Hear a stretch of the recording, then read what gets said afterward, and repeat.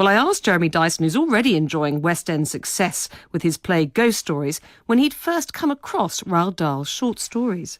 I loved Dahl as a kid, of course, as every kid does. He was the first writer I knew as a writer. But then when I was about 10, we were on holiday, my mother was reading, it must have been Kiss Kiss.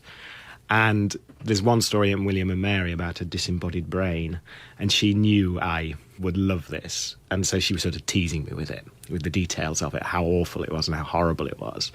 And of course I had to read it, so I must have sneaked it off her bedside table. So I was hooked then. And then a couple of years after that, that was when the TV series started, Tales of the Unexpected. And just before it began, they brought out a tie-in edition, which I bought with my pocket money and devoured in a Saturday. I can remember it. And that was it. I was completely in love with these stories and would reread them, which was fascinating because people think it's just about the twists. But if it was just about the twists, you'd have no desire to reread them. And the twists are just a tiny part of the pleasure of Dahl. There's so many pleasures. Yes, because I was very, very fond of those books myself, and I was struck watching your play last night that it didn't detract from me that I knew a lot of the twists because I knew the stories. It didn't bother me. Was that something that you considered when you were writing this? Yes, because you think, obviously, some people are going to be coming knowing that, and you want to give them a good experience and a good night out in the theatre. The kind of daring of what he does so often in those stories is a sheer pleasure every time you go back to it. For people who don't know these stories, how would you describe them? Because they're not ghost stories, they're not classic horror stories either, are they? I mean, they're sort of very disturbing, though. They're Dahl stories. They're completely distinctive. He's an absolutely unique and singular voice. He's English but not English because he was from Norway. He had the darkest worldview because of what he'd been through as a child and then in the war and then afterwards, because he had a very difficult life. But he took all that fear and that darkness, and his coping mechanism was to render it a story. And the result is absolutely fascinating. He had quite a warped view of human nature, one feels, when you read these stories. But when you see what happened to him, at least partly, you understand an amount of where that came from. I mean, the brutality from the death of his father when he was 6 or 7 to the brutality he endured at the hands of British public schools, straight out of that into the war, up into a plane with no training, on his first flight, shot down, the most horrendous accident, 6 months recovering. There's no mystery as to where that worldview comes from because it's terrifying. And do you think that's what made him a writer? Yes, absolutely. And the most fascinating thing was, as part of the process, me and Polly Findlay, the director, were allowed into the Dahl archive. And the people who run the Dahl estate are fantastic. They're just such enthusiasts. And they let us pour through all the manuscripts. And there were two things. One, there were often many alternative endings to these stories, which were amazing and sometimes just as good as what was there. But best of all, we got to see the notebooks. 2 notebooks which had all these stories in that he wrote over 20 or 30 years, and some of the children's books. And these notebooks came out of that 6-month recuperation period from that accident. That was his whole career that came from that accident. It's remarkable, and you can see he's got a tick through each one of these iconic stories as he's written them off. We got a chill when we looked at that. As Dominic, who runs the estate, said, if he hadn't had that experience, he probably would have been the wag down the golf club, telling stories to entertain people. One of the stories in this, and I'm not going to give away the twist, but it's about a little boy who is being bullied in this ghastly English public school. And I actually found it really quite upsetting to watch. And that sort of thing really happened to Dahl. Yeah, and it's supposed to be upsetting to watch. I'm glad that you weren't sat there laughing at it. But it's that happened to Dahl, and he made no bones about it in the story. He says it's Repton School, which is where he went. And we're lucky enough to have in our cast somebody from Repton School, although it's no longer, of course, anything like that. We really wanted, part of mine and Polly's aspiration for it was to get some of Dahl the man into the, as well as telling the stories.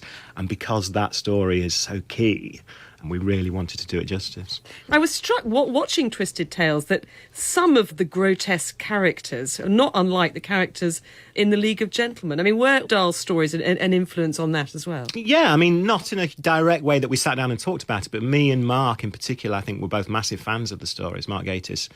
And yes, there were things, you knew that those stories were in the ether.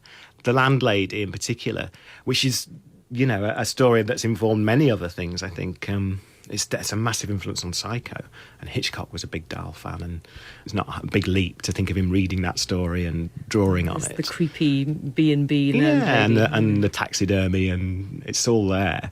Yeah, no, definitely, and it has been fun to sort of explore that side of it too. Did you chuck a lot of stories out?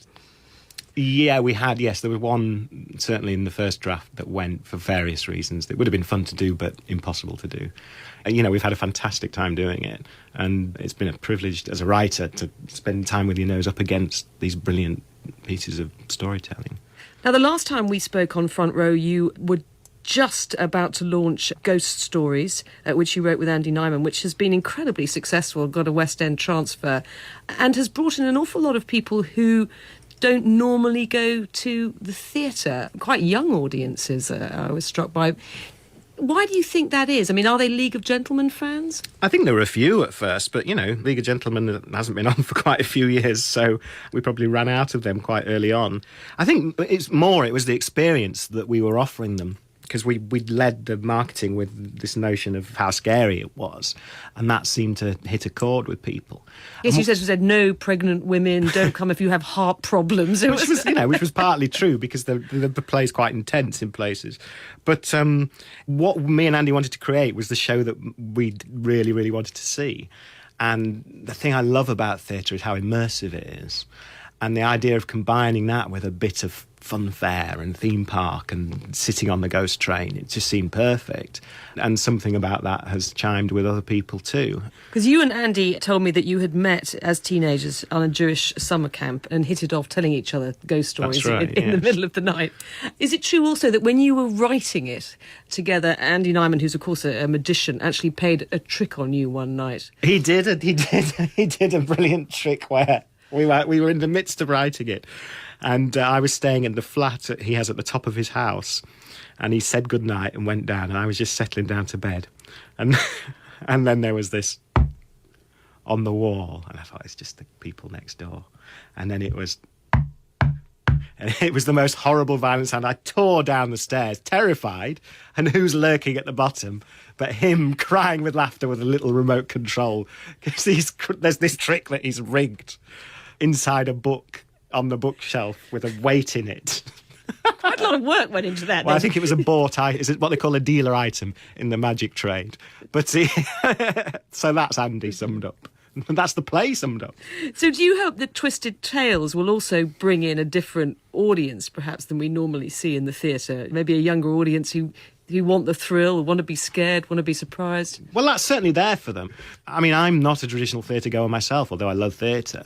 So I'm always writing with half a mind to appeal to people like me with a short attention span and who lack the patience to sit through more demanding pieces.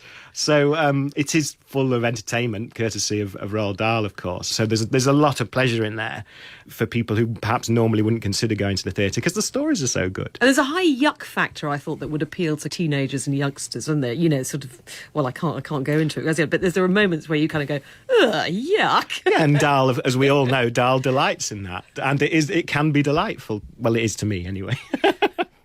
Jeremy Dyson and Twisted Tales is at the Lyric Hammersmith until the 26th of February, and then goes to the Northern Stage and Liverpool Playhouse. Details on the Front Row website.